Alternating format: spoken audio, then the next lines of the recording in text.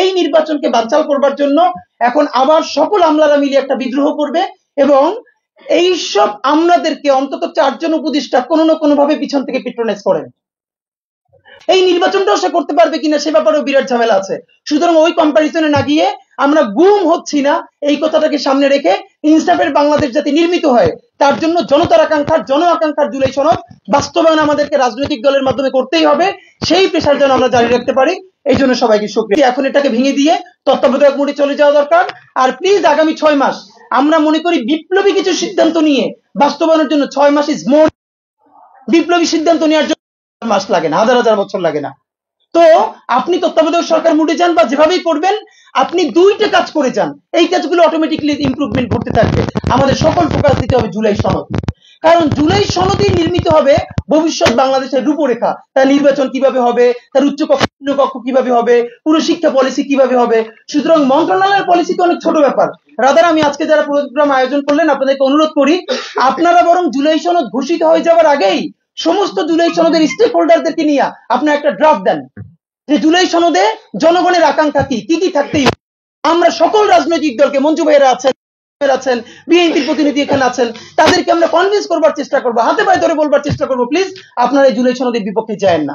এইটাকে যদি আমরা সাইন করে সামনে একটা ভালো ইলেকশন করতে পারি তাহলে মন্ত্রণালয় ভিত্তিক সমস্যা আমার মনে হয় অটোমেটিকলি আস্তে আস্তে সমাধান হয়ে যাবে।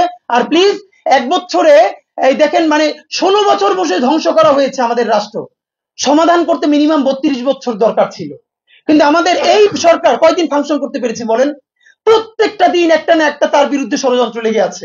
এখন যেটা আমরা ধরেন আজকে এখনই আমি শুধু একটা মন্ত্রণালয়ের ব্যাপার বলি, যে স্বরাষ্ট্র মন্ত্রণালয় জনপ্রশাসনে যেটা বলা হয়েছে যে বিতর্কিত ডিসিএসপিদের নিয়ে, আজকে আমার দেশ নিউজ করেছে, আমি আপনাদের এখানে ঢোকার আগে দেখলাম যে 96-তে ওই যে আলমগীর মহিউদ্দিনের নেতৃত্বে যেরকম সচিবালয়ে একটা আমলারা বিদ্রোহ করেছিল, জনতার মঞ্চ নামে তৈরি করে, মব তৈরি করে তারপরে যে কাজ করেছিল, তারা ঠিক এরকম আরেকটা প্রস্তুতি নিচ্ছে। ইতিমধ্যে 2-3 বার আরো চেষ্টা করা হয়েছিল, এখন দেখা যাচ্ছে এই যে, এবং অনেকে ডক্টর ইউনূসের কথা বলেন, ডক্টর ইউনূস আপনাদেরকে আজকে আবারও ক্লিয়ার বলি, ডক্টর ইউনূস যেদিন বাংলাদেশের মাটিতে পা রেখেছেন মাত্র 3টে উপদেষ্টা পদ খালি ছিল।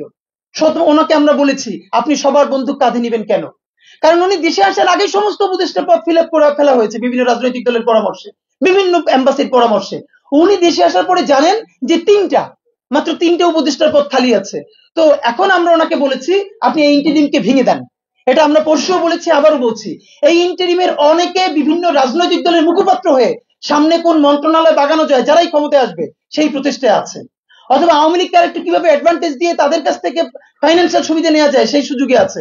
আপনি ইন্টারিম ভেঙে দেন, ইন্টারিম ভেঙে দিয়ে আপনি শক্তিশালী তত্ত্বাবধায়ক সরকার গঠন করেন। সেই শক্তিশালী এবং আরো একটা আস্তে প্রস্তাবনা বলি, যদি তত্ত্বাবধায়ক সরকারের সমস্যা হয় আপনি একদমই 6 মাসের জন্য প্রেসিডেন্সিয়াল ফর্মে